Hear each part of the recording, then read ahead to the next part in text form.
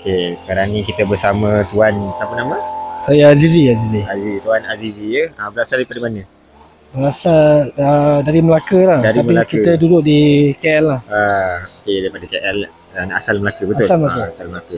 Okey Tuan, yang pertama kali saya nak tanya Tuan berkaitan dengan Tuan datang untuk pemilihan induk, betul? Ya. Pemilihan induk. Jadi macam mana baka-baka yang Tuan tadi tengok tadi? Okey semua? Saya tengok alhamdulillah okey lah. Jadi kita dah pilih lah tadi. Dah pilih. So hopefully semua berjalan lancar. Wah, berjalan lancar. Jadi Tuan boleh tahu Tuan ambil package apa? Saya ambil Al-Kapsi. Al-Kapsi. Al-Kapsi. Okey. Jadinya boleh tak saya minta feedback daripada Tuan, boleh bagi rating tak untuk facilities kita yang Tuan tengok ni dan pengurusan kita, bahagian jualan macam mana, customer service okey semua? So kalau daripada 1/10 tu saya rasa saya boleh bagi 9.5 lah.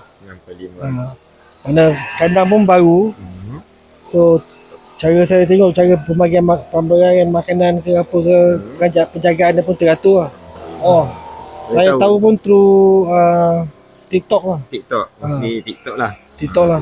Okey. Dulu pun saya dah pernah cuba lah. Dulu tapi kita buat pawah tradisional lah. Okey. Jadi ini bila dengar ada Bibli World ni, so kita nak cuba lah. Okey.